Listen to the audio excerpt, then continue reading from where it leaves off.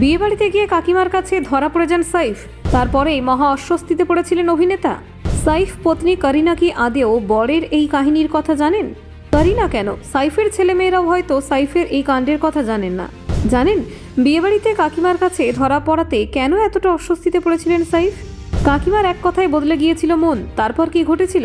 তারকারা যখন বিয়েবাড়ির নৃত্যশিল্পী, তখন কেন পিছিয়ে সাইফ আলী খান? দেখুন ঠিক কী ঘটেছিল সাইফের সাথে।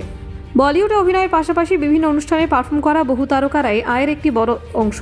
বিয়েবাড়ির মঞ্চে নাচতে দেখা যায় প্রথম সারির অভিনেতা অভিনেত্রীদের। তবে এই তালিকার বাইরে নিজেকে আলাদা করে রাখেন সাইফ আলী খান। সম্প্রতি এক সাক্ষাৎকারে বিয়েবাড়িতে নাচা নিয়ে নিজের অস্বস্তির কথা খোলাখুলি জানিয়েছেন সাইফ। তার মতে সব ধরনের মঞ্চে পারফর্ম করা তার পক্ষে স্বাভাবিক নয়।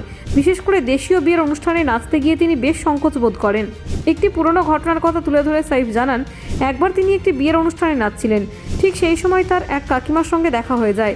তিনি অত্যন্ত শৌখিন এবং রাজকীয় রুচির মহিলা হিসেবে পরিচিত। সেই সাক্ষাৎই তার মনে গভীর ছাপ ফেলেছিল। সাইফের কথায় কাকিমা তাকে হালকা মজার সুরে অনুরোধ করেছিলেন যেন কাউকে না বলেন যে তিনি বিয়েবাড়িতে নাচছেন।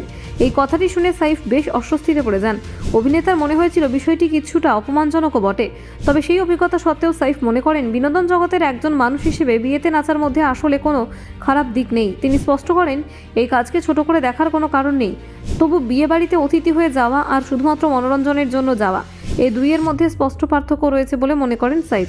অতিথি হিসেবে উপস্থিত থাকা তার কাছে অনেক বেশি স্বাচ্ছন্দ্যের, যেখানে পারফর্মার হিসেবে নিজেকে তুলে ধরতে তিনি একটু দ্বিধায় ভোগেন। এই কারণেই স্থানীয় এলাকার বিয়েতে নাচতে তার অস্বস্তি বেশি হয়। পরিচিত পরিবেশ, চেনা মানুষ এবং সামাজিক দৃষ্টিভঙ্গি মিলিয়ে তিনি সেখানে নিজেকে স্বাভাবিক রাখতে পারেন না বলে জানিয়েছেন অভিনেতা। তবে বিদেশের বিয়েবাড়ির ক্ষেত্রে চিত্রটা একেবারে আলাদা।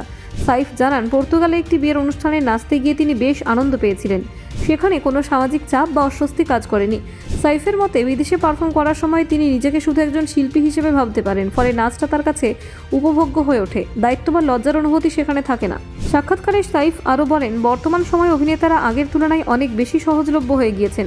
মানুষ এখন আর তারকাদের দেখে খুব একটা অবাক হন না বলেই তারা ধারণা।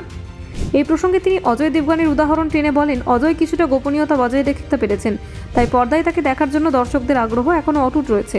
অন্যদিকে সাম্প্রতিক সময়ে রাজকীয় বিয়ের আসরে বলিউড তারকাদের উপস্থিতি প্রায় নিয়মিত ঘটনা হয়ে দাঁড়িয়েছে। উদয়পুরের শিল্পপতি রাজু মান্টেনার কন্যা নেত্রা মান্টেনার বিয়েতে তার ব্যতিক্রম হয়নি। সেই বিয়ের আসরে রণবীর সিং থেকে শুরু করে জাহ্নবী কাপুর অনেক তারকাকেই নাচতে দেখা গিয়েছে। সমাজ মাধ্যমে ছড়িয়ে পড়া সেই মুহূর্তগুলো আবারও প্রমাণ করেছে বিয়েবাড়ির মঞ্চ এখন বলিউড তারকাদের জন্য এক পরিচিত ক্ষেত্র। যদিও সাইফ আলী খান সেখানেও নিজেকে পুরোপুরি স্বাচ্ছন্দ্য মনে করেন না। ব্যুরো রিপোর্ট, নির্ভীক বার্তা।